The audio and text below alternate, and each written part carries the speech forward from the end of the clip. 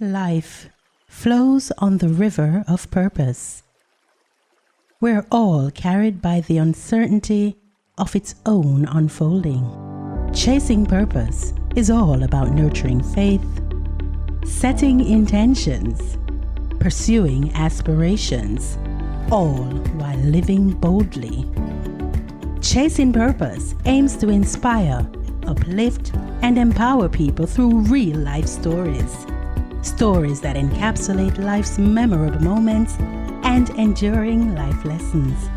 Chasing Purpose with host Cinta Shea. Migrating from the island of Barbados to work as an administrative assistant in hope of achieving the American dreams is no easy feat, nor is it for the faint of heart.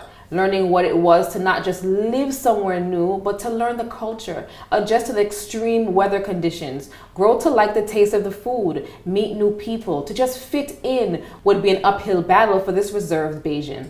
What my mom knew was that with her upbringing, her culture, her poise, her grit, coupled with her faith in God, she was determined not just to arrive, but to thrive in this new place and to take up space with her style and grace. As we continue to celebrate the resilience, strength, and accomplishment of women during Women's History Month, we look at how we continue to show up for ourselves, winning with style and grace. Welcome to Chasing Purpose, a journey of self-development, self-love, healing, and spirituality. Our aim is to empower and uplift you through thought-provoking conversations surrounding our four pillars: nurturing faith, pursuing aspirations, setting intentions, all while living boldly and stylishly. On last week's show, we were joined by the amazing Dawn Petgrave, who shared some gems on the topic, the power of sisterhood. Here is our purpose pull. Think about it. How many times are we taught that it's okay to even empower a sister? So we see something in that person that we like, but instead of even drawing closer so you can rub off, and strengthen a little bit, we shy away. Our candid conversation continues with the extraordinary Althea Laing. Althea is known for breaking many barriers and dominating the international modeling scene, gracing the pages of magazines, featured on the cover of Essence magazine twice. La Laing, as she was dubbed, would go on to be known as Jamaica's first homegrown, discovered, and nurtured international model. All right, for me, I'm honored. I'm so excited for this conversation. We are talking about a powerhouse. We're talking about a dream chaser. We're talking about someone that takes up space with style and grace, but went after her dreams. Guys, help me to welcome to Chasing Purpose the extraordinary Althea Laing. Althea, welcome to Chasing Purpose. Thank you for having me. I'm excited too. I mean, look at the bone structure. Look at this. You have dominated this scene for decades. Talk to us about your successful journey on the modeling scene. At age 6, I would enter Easter bonnet parades every year in St. Elizabeth. And if my mother did not allow me to enter, I'd cry, carry on, have these tantrums, because there was something about the stage, something about being out there that meant so much to me. All right, let's fast forward, right, to like high school. In high school, I acted, I was on the choir, anything that demanded space, taking up space within the creative environment, all right? I did a play also. When I was 18, I played a lead juvenile role, one time, long time. Jamaica Playhouse Theatre, did the audition, and I got the part. But something changed in my life, I think, somewhere along the line when my dreams took backstage when I got married. I got married at 21. But at 21, I was still having this burning desire. I knew there was something that was missing out of my life. And I would say today, and to anyone, always follow your dreams, always follow your heart, because that is what's going to make you feel satisfied at the end of the day. Anyway, marriage never worked. I don't even go down that road again to discuss what happened. I'm a survivor, not a victim. There you go. So the fashion model pageant, I moved to Oterias. I worked at Shaw Park as entertainment manager. Then the ad came out for the fashion model pageant. I was like 28. Age limit 28. However, I would turn 29 in May of the year through, being in the pageant. So I entered the pageant, came in for my audition. Somehow I think I was ridiculed by some of the contestants because here I was, an older woman with a 7-year-old child coming to do this. Right. When I put on my swimsuit and I stepped out, I was like, okay then. Yes. Stomach flat, body look good. You understand me? They couldn't compete with me as far as I was concerned, right? Yes. I took up my space then. And I went in to see Mr. Cooper and Hillary and Barry at that point in time, Barry Moncrief. And I got a call like a week later that I was an entrant in the pageant. And I decided I wanted to win this thing. Win it, because I realized that black girls, the only black girl who had won a pageant before me was Joan McDonald. And my love for Joan McDonald was like, okay, girl, So I entered the pageant and I had my eyes set on taking that title. Throughout the pageant, the other contestants called me Dassa. Now, Dassa is that black, tough country girl from whatever it is coming from the country. But that did not deter me because I knew what my goals were. I knew what I wanted. And I continued throughout the pageant. Everywhere I went, I was contestant number 6. Mr. Cooper had to change me to contestant number 13 or 16, I think it was, because persons waited for me to come on stage in order to applaud and all the excitement. Final night, Pegasus Hotel. I'm backstage. I did my thing. I'm backstage and I heard, okay, best movement, Althea Laing. Most dynamic, Althea Laing. Best stage presentation, Althea Laing. And when they announced Miss Jamaica Fashion Model 1985, honestly, I did not hear. Hillary Phillips said, Althea, you are Miss Jamaica Fashion Model. And I went on that stage. Careless Whisper was being played. Careless Whisper was a song that my husband and I used to love to dance to. And just the thought that he was not here to see how I overcame all my struggles and how he might have treated me, and here I was, a winner on the stage that night. Interestingly, persons were coming to the stage wanting autographs and whatever, and I'm like, I never knew what my future would hold. So I decided that I really, now that I've taken it there, I want to go so much further. Yeah. I had always seen Essence magazine, and I said, I'd love to be on the cover of Essence magazine. We have to be careful what we put into the universe, because whatever we put into the universe, it comes back to us. Good or bad. Good or bad. So I got a call from a friend in Jamaica, and he said, Althea, guess who is here? I said, who? Essence magazine, they're here for a photo shoot. I was like, what? I said, all right, I come in. One of my students, he was the manager, general manager then, so I called him, I said, listen, your Essence magazine is there, I need 3 days at the hotel. Got dressed, stood by the bar, sat by the bar, and the photographer walked out, and I watched him as he turned his head, and he was like to the bartender, who is she? So he said, Miss Jamaica Fashion Model 1985. At that point, I knew what was happening, so I kind of up and set the perched, stage, yes, and said, okay, fine, let's see what happens here. He went inside, and then I saw him coming out with like 6 people, hairstylists, makeup artists, everybody, and they introduced themselves to me. And I was like, okay, no, this looks like something. They said, would you like to stay and see what is happening in terms of photo shoots and stuff? I said, okay, fine. I called Mr. Cooper and I said, Essence Magazine is here, they want to speak to you, whatever. But I really don't think Mr. Cooper thought that it really would have blown up that big. Yeah.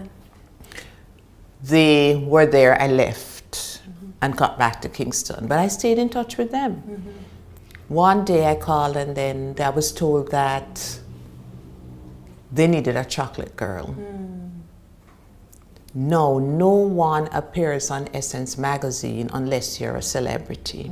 No one. It has never been done.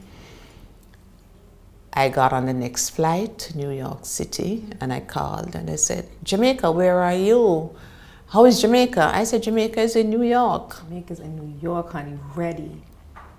Then they said I was to stop by there on Broadway in the morning, and I went and they did Polaroids. Those days it was like Polaroids, did the Polaroids and everything. And a week later, I got a call from the fashion editor that they want to do a shoot with me, a test shoot to see what the cover would look like, what the magazine, I wasn't told it was the cover. Wow. So I went to do the test shoot, and like a week or two later, I was called. Susan Taylor said that they have to put me on the cover of the magazine because my look was just so different. In those days, you know, black girls were on the back burner. I remember actually going into New York, going to Vogue magazine as a fit model because I was not fit enough to be in the pages or on the cover of Essence magazine then. Now, when that cover came out in 1985, it was major. It was the largest circulation in the history of Essence magazine, even to today's date. Because last year I realized that they did a feature, their 50th anniversary feature, and the black models of the 90s, I was in that 50th anniversary, the #1 cover on that page. There were 10 covers with like Queen Latifah and all of that. This little girl from Jamaica, from Black River. Yes. So in that, I am hearing confidence, knowing of self-worth, sure of self, having the foresight to be prepared, and when the opportunity presented itself, was able to strike. We're talking about, all right, you've left from wherever you were to make sure you were at the hotel. Yes. Right? Yes. You decided to, all right, you knew that something, you left the shores of Jamaica just to go into New York, internationally, not knowing whether or not you had the job or even the opportunity. Yes. Correct. I hope you guys, I didn't say this in the beginning, please make sure that you are journaling, you're writing things down, because Althea is coming to drop gems. We have so much to talk about. I mean, I heard colorism in there. I heard just so much things that I want to really drill down and dial down into. We are talking about winning with style and grace. Miss Laing is the epitome of that. When we come back from the break, more with Althea Laing.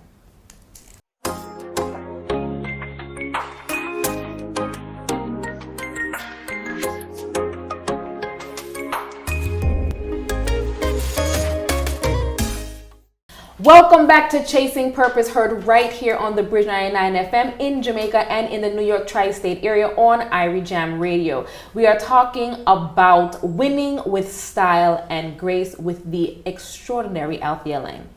Althea, what has kept you anchored in your confidence despite the body complexion shamers? My father always taught me that I am black but comely. He also coined the phrase that I was his star girl. Interestingly, we have to be careful what we speak over our children.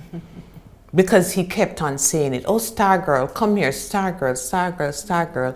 And evolved, it was so concretized in my spirit that I had to be someone special. I'm the darkest of my brothers and sisters. So I kind of felt at maybe up to age 10 that I was a little different because I was real dark-skinned.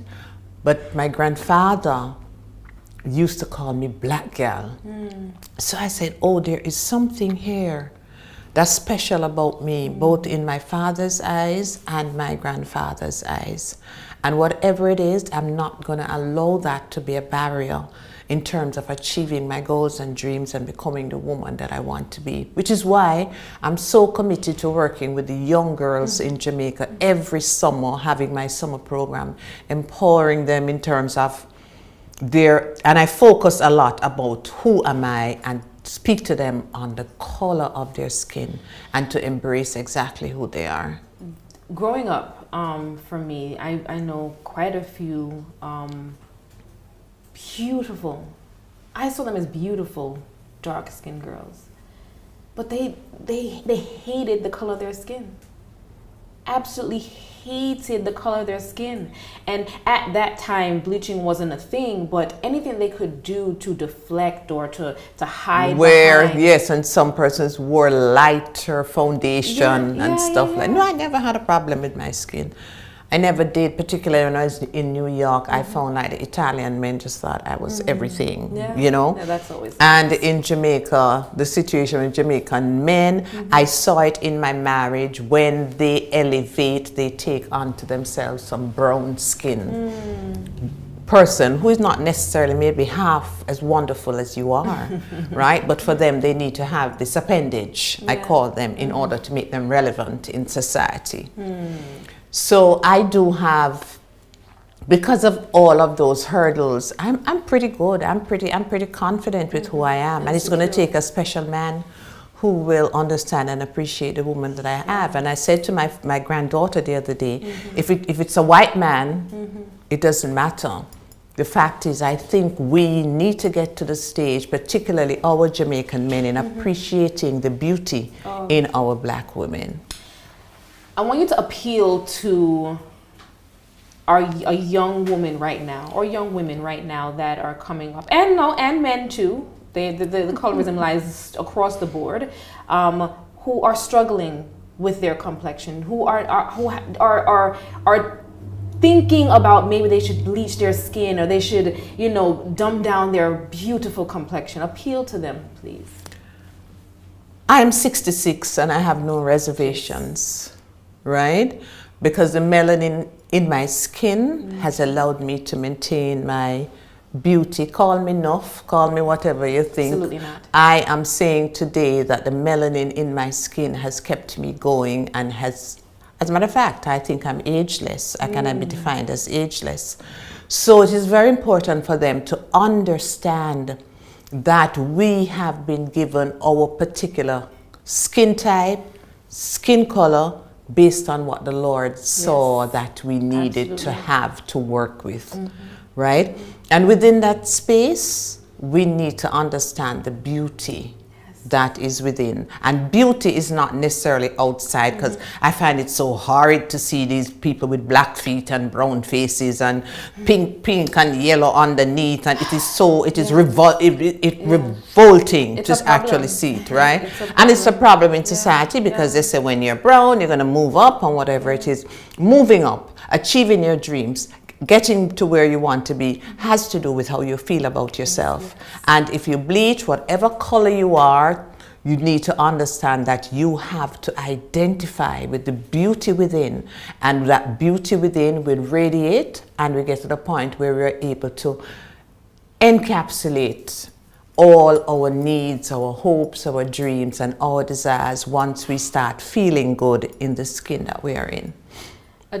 So much was said in there, but it really does start within. How you feel about yourself, really, it radiates from the inside. Yeah. Right. So you're right. To those who are out there bleaching, or maybe, you know, they're confused or conflicted about your skin color, we appeal to you to just look within, do the work that you need to make sure that you are understanding that you are beautiful, no matter the skin color, no matter what, you are beautiful. It starts inside.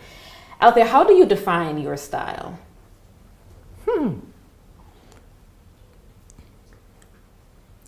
Elegant, classy,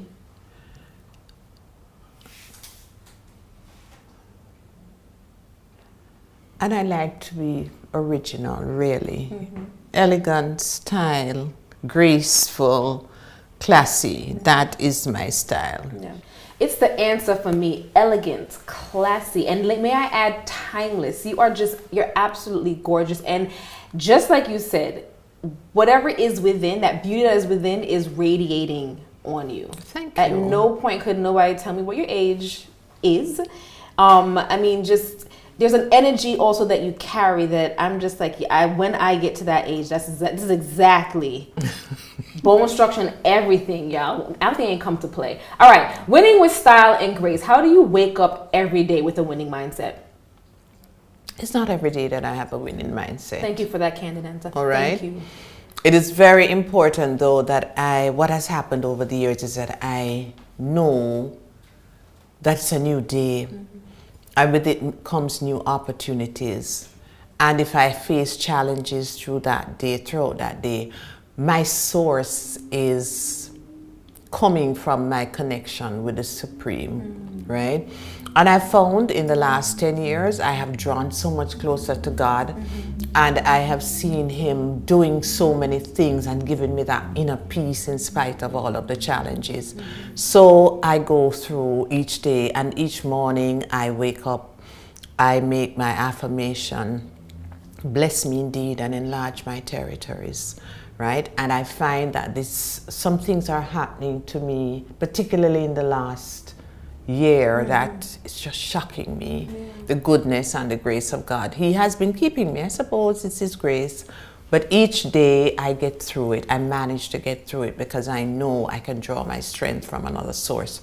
What happens, is that too many times we're busy trying to do things ourselves, right? He has said that He will not leave us or forsake us. Yes. And that's a promise that God has given us. And we ought not to try to do things on our own. The strength, right? He's our strength. He's our hope. He's our shield. And having that foundation now, even more than ever, it gives me just a joy and a peace knowing that He's going to come through for you. He's going to come through for you. If you don't mind, I'm going to steal or borrow. Bless me Indeed, and enlarge my territories and keep me from evil, so it will not harm me.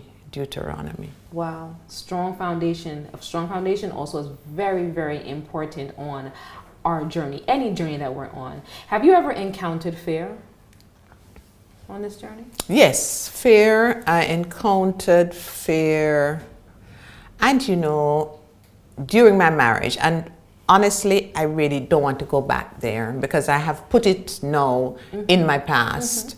And I found that when I kept on reliving the experience, it made me bitter. And I have released that.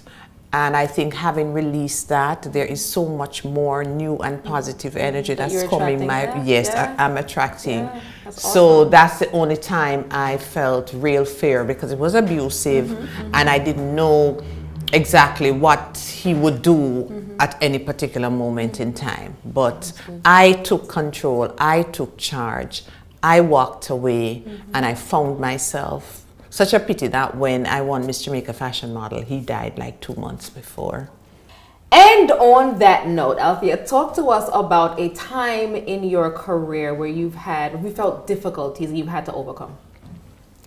Interestingly, it happened in Jamaica. After I won the Miss Jamaica Fashion Model Pageant, Lenny Little White had wanted me to do the Sea Breeze ad. Incidentally, I've never done an advertisement in Jamaica for any product whatsoever. Why is that? Lenny had told me that the client felt that it would be very difficult to light me. Incidentally, in New York, they found whatever it is they needed to light me in order to create my 2 covers.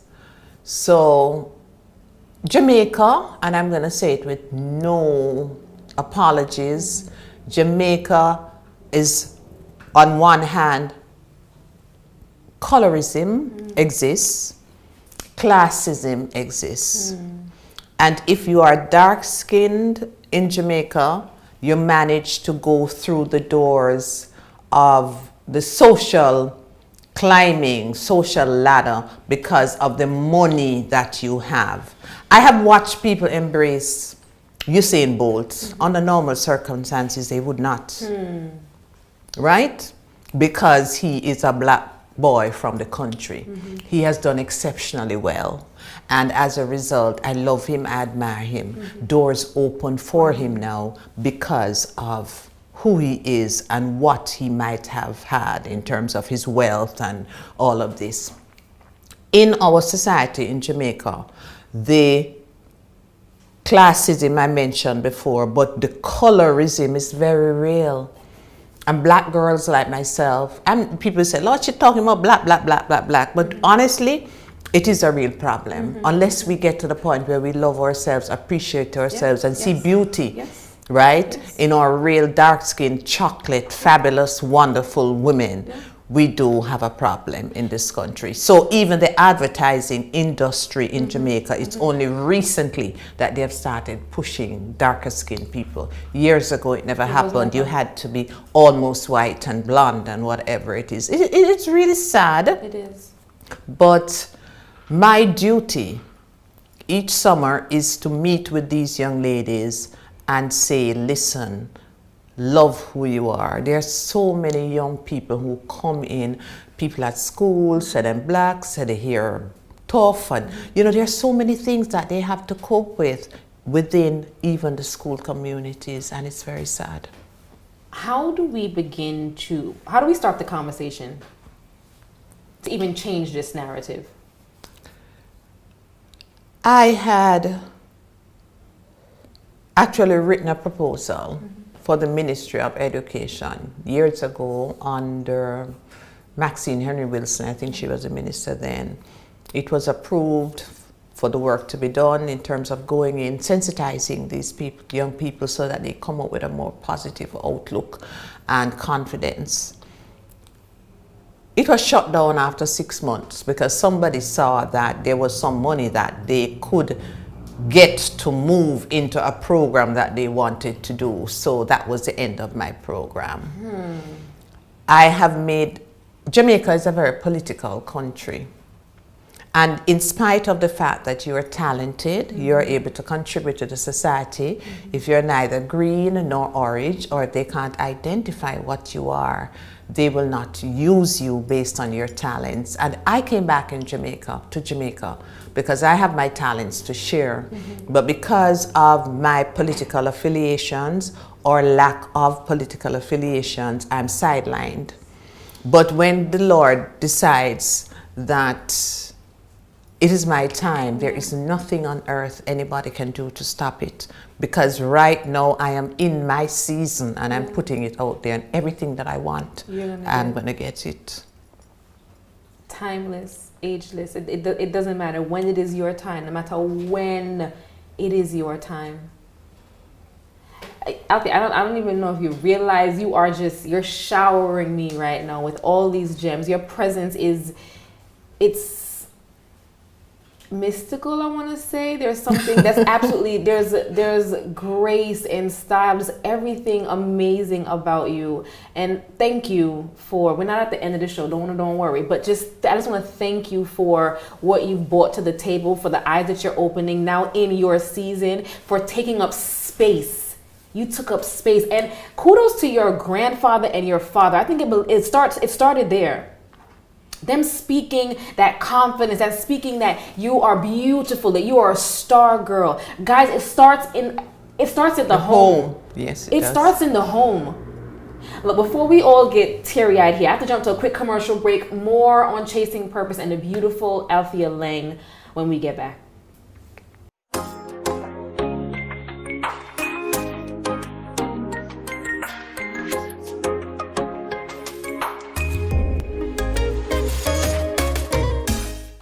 Welcome back to Chasing Purpose. I certainly hope you guys are being filled like I am being filled by the awesome presence of Althea Laing. Today we are talking about winning with style and grace, but there's so much to be said. I'm hearing a murmur of a part 2. Lord knows I would be welcoming the aspect of that. Althea, you touched on something before we went to break as it pertains to colorism, and we were just quickly before I went to break talking about it really starting from home. It was really in your home at a young age that you were being poured into, you were being nurtured, right? Yes. And I think that is important to our parents out there, to those who are rearing children, that are role models, mentors, so on and so forth. Pour positivity, speak blessings over your children. The outcome is this: confidence, grace, poise, taking up space, positive space. Look, I can go on and on, but let's continue with the interview. Althea, how do you measure success?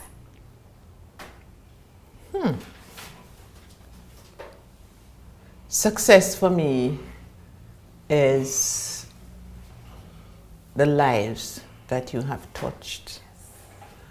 It's not wealth, it's not the materialistic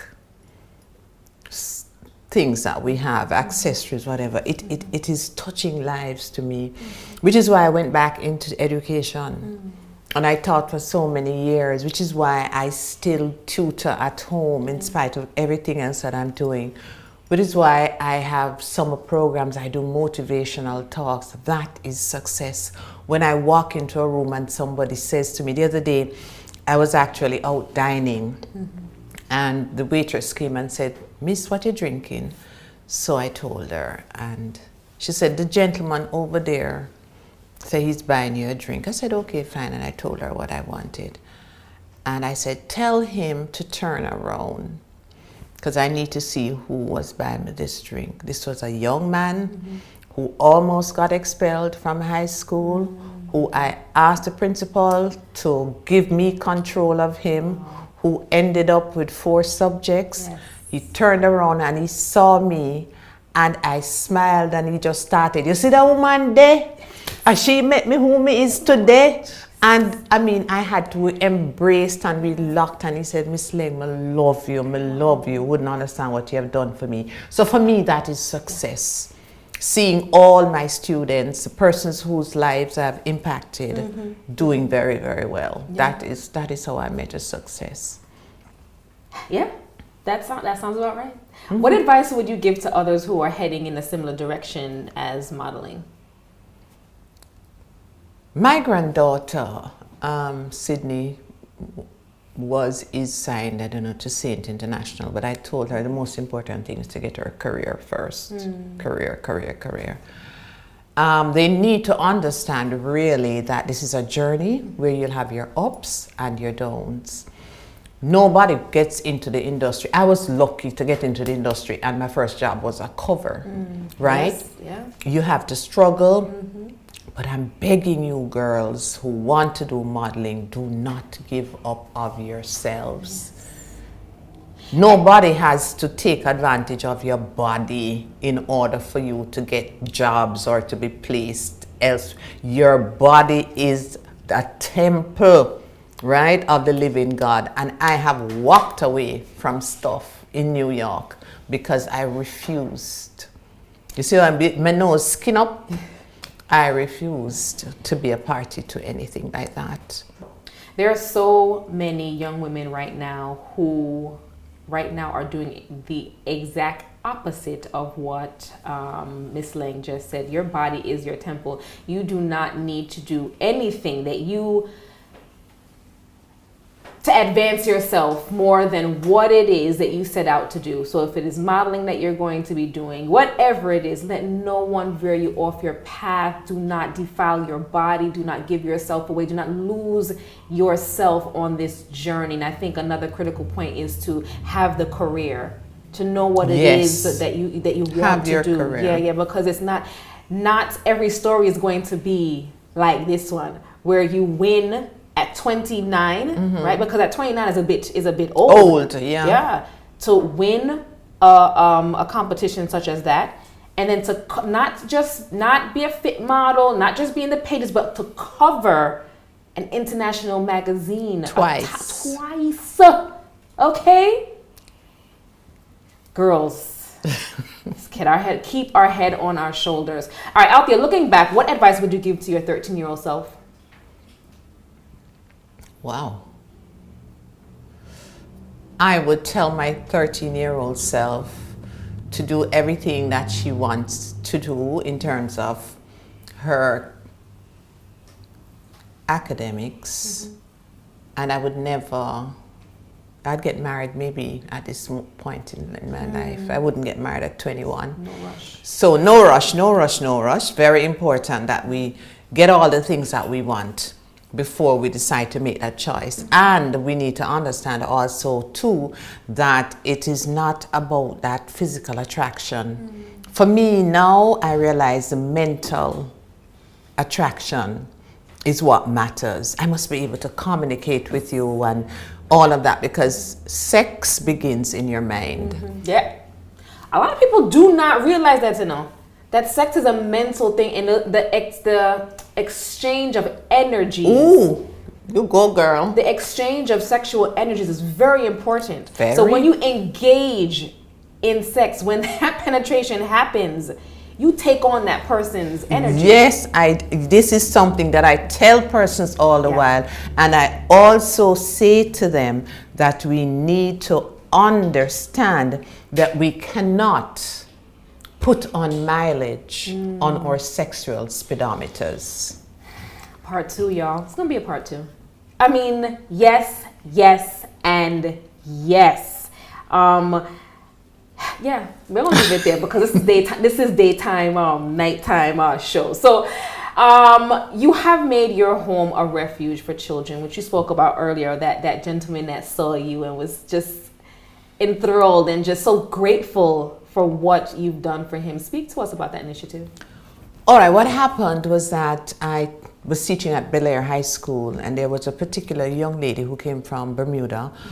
And she had some behavioral challenges. She was actually staying with somebody else, and there was a challenge. And her family called me and asked me if I could take her in. And at that time, I had my 2 grandchildren who I was raising, plus my youngest son. The young lady came, and she spent like 5 years with me. During that 5 years, I had about a set of twins, a young boy who was giving a lot of problems. I ended up having like 14 children living with me during that period. But for Shayla, Shayla is now an attorney. Look at that. Right, in Bermuda, Shayla was considered maybe the least likely to succeed. But I believed in her. I knew she would make it. Every birthday, every Christmas, whatever, she just calls to check in on me. So all of that, it really is a wonderful experience having poured into the lives of these children, and I don't regret it. I really haven't regretted it. My grandchildren, I raised them also, and for me, everybody was like, you can take up Grand Pitney and whatever it is. My blood, my heart, my love could not allow myself to see anything happen to them. Of course. So they were in my care, and I'm very happy. Yeah, I mean, those persons, a lot needs to be left to desire for those persons. There's some persons who just do not believe that when you have your grandchildren, that if anything were to happen, that you ought to help them. There's some selfish people who still exist, 'cause well, thank God that is not you. No. And maybe that's why I'm getting all these blessings. Yes. Yeah. And I keep thinking back to your grandfather and your father. and them speaking over you and just kind of instilling what the values that they have that we're now seeing and that are now so present and attracting what you're attracting. You know, again, it is not an easy feat. There are girls right now that are vying just to get into the foot of the door, much less cover a magazine. You know, but there's something there is something here. But thank you for your gifts. You know, I think that you. I don't know, I'm like speechless and I'm speaking all over myself because I'm enamored by what sits beside me here and just taking up this space. As we talk about style and grace, it is just emitting from you. And I'm sucking the energy, guys. I'm sucking the energy. All right, are you chasing your purpose or have you found your purpose? I have found my purpose. Oh, mercy. I think I'm still chasing my purpose. There's so much more that's out there for me. For example, I was sitting at home minding my own, drinking water, minding my own business. And I got a call from, there's this new organization in St. Anne, the Alliance International Medical Limited. New, fabulous, everything. It's a trailblazing medical facility in Jamaica. And I was called by the boss and he offered me the position of sales and marketing manager. And I was like, at this moment in time when I thought like, okay, fine, let me just relax and whatever it is, but there must have been something that he saw, the organization saw in me. And I used to do sales as a life insurance agent, and I did quite well. So it's just taking me back on another part of my journey, a whole other journey. So someone that is of your age, right? There are a lot of people that are of your age and they feel like, all right, now it's time for retirement. It's time for me to go sit on one side. And what do you say to that? That's what makes them old, right? I will be interacting with younger people. And I need to understand that there's, for older people to realize that there's so much more. My mother is 96, and alive. One gorgeous 96-year-old. I mean, I can only imagine. Right? And I have so many years left in me in terms of doing things and making things happen and impacting lives and being a part of another trailblazing experience for me is really, really awesome because I really like trailblazing. When I'm through with Alliance International Medical, which might not be for now, then I would have made my mark again in an innovative medical facility. It all boils down to mindset. That is what I am getting. That is the thread throughout today's conversation. There are days, there are times, there was a period in your life where you didn't know whether you were coming or going for whatever reason, but you knew that you were going to win.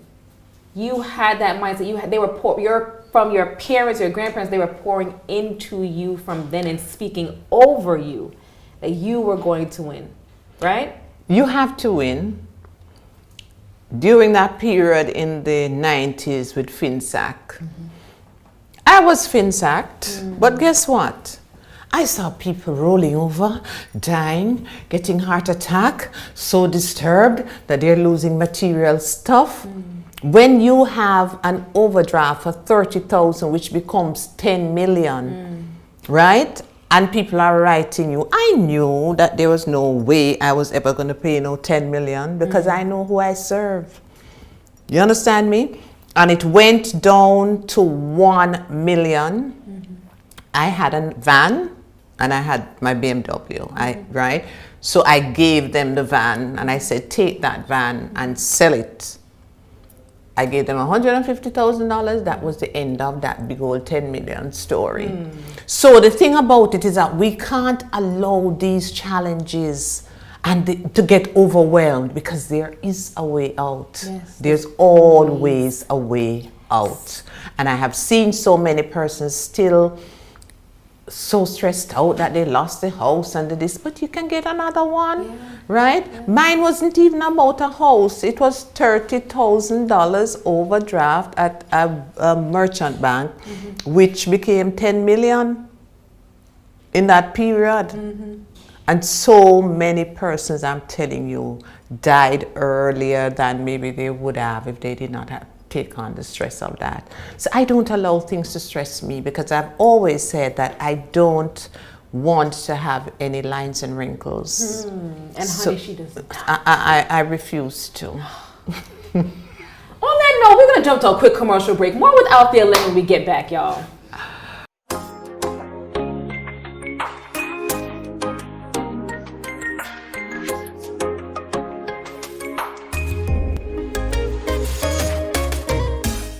Welcome back to Chasing Purpose. We are talking about winning with style and grace. My Bridge family, Bridge Nation, my Irie Jam family. Boy, I can't tell you how excited I am about today's episode.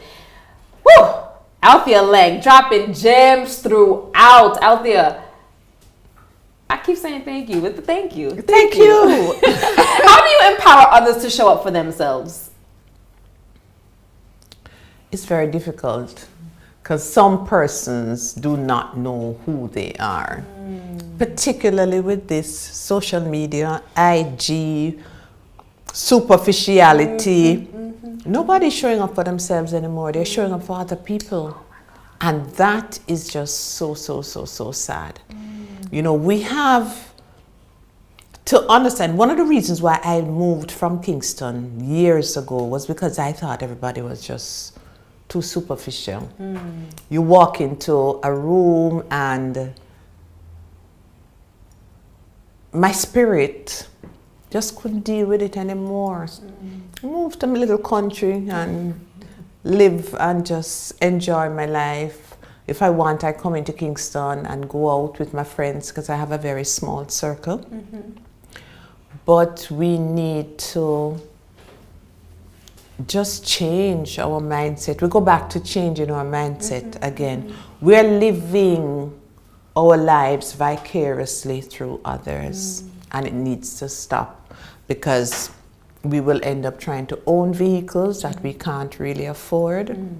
The latest style that I see is that persons are taking pictures with their branding, showing of their Louis Vuitton or the Yves Saint Laurent, or these, some of them are knockoffs for real. Oh, yes. So we need to just get real, get back to that place where we are comfortable in our space and we do not need to be validated by others. That to me is how you show up for yourself. Wow. Well, I mean, that's, yes. Social media has impacted, and social media is a good and a bad thing, but this living for others instead of living for ourselves is a problem. It's a big problem. It's almost like an epidemic or a pandemic unto itself, because we're wanting to please others. Likes and more likes, and buying likes to be liked. And anyway, instead of loving ourselves, right? Something that is critical on any journey that you're on in this game called life. The loving of yourself and nurturing of yourself is super critical. Having compassion, does that play a vital role in how you win with style and grace? Yes, I'm a very compassionate person, and I make no apologies for that. I reach out, I help, I have so much love to give, and I realize that the more love I give is the more blessings and the more love that is returned. So on this journey called life, yes, I've made a lot of sacrifices for my grandchildren. Honestly, I have been castigated by some of my friends. The parents alive and they need to take care of the children. But like I said before, I have to do what I have to do. I have to give them all the love that they need. I have to be there for them. And in doing that, there are persons also who will just come by the house and, Miss, I need so and so, and I'll go in my cupboard and I'll take out whatever it is that they might need to cook a meal or something like them. Because I remember times when maybe I had that own experience of having challenging times. And I want people to understand that, as Richie Stevens says, valleys will teach you lessons that hilltops know nothing about, right? And I've learned a lot in my valleys. I have been on a hilltop, I've learned a lot in my valleys, and these experiences are what I'm taking now, and they are going to take me to the next level because I have totally learned the lessons. All right, she keeps drawing me in with her, it's just addicting. Let's talk about your style, right? We're talking about winning with style and grace and what that looks like. Your style, who's dressed you today? Heather Laing. Heather Laing dresses me all the while. Because what I find about Zoe and Sharon is that they know my style in terms of being elegant, the fact that I like classic pieces because I should be able to wear them 5 or 6 years from now. And it's nobody's business if I want to wear it 10 times because it's mine and I've paid for it. You understand? So this drama that persons have in terms of, oh, I wore that already. No, my love, if I feel like drawing for it tomorrow, I draw for it again because it makes me feel good. So Heather Laing does like leisure wear, casual wear, formal wear, and they will design stuff for you for a specific occasion. Yeah, love that, love that. How does one win gracefully in your opinion? Do I know about winning gracefully? Let me think about it. Winning gracefully simply means that one strives to achieve without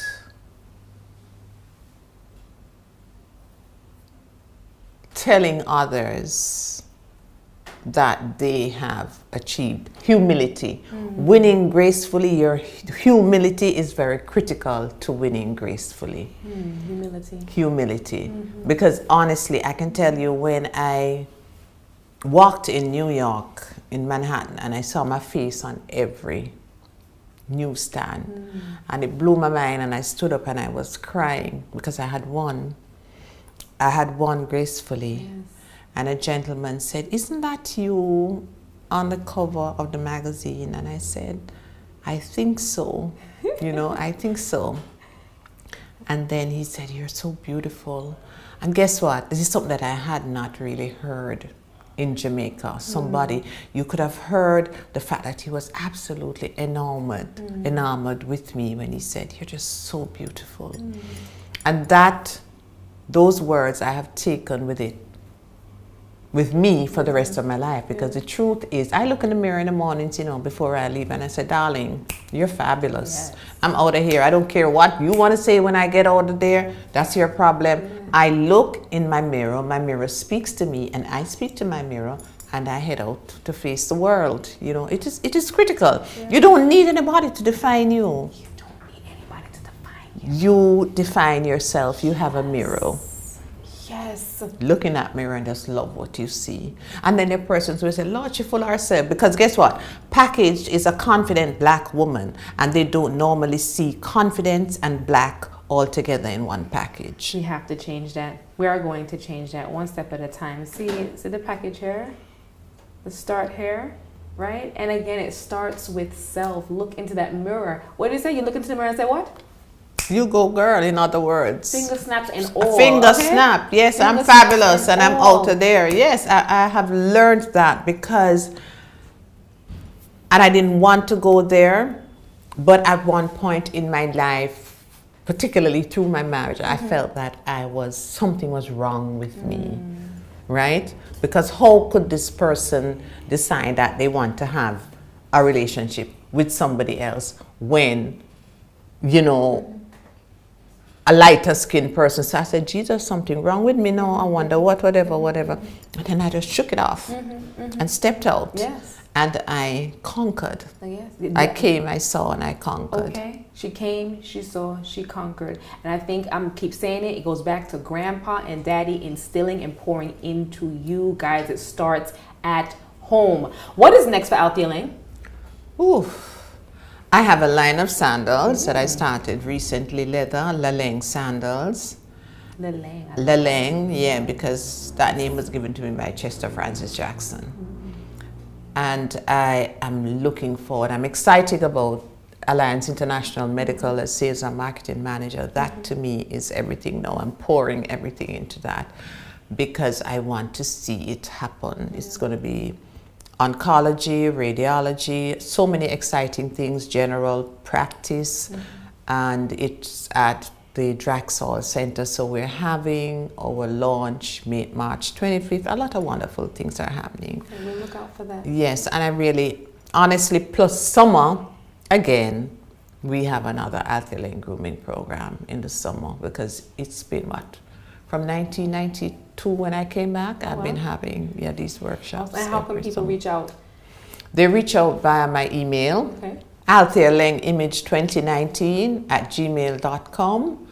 Call 521-0405 or Althea_Laing on IG. So those are the contacts for me. So I'm looking forward to everybody really reaching out to me because this is something that has to happen. As a matter of fact, I would also want to have audience with the Ministry of Education regarding having this incorporated in their curriculum at every level in the educational system.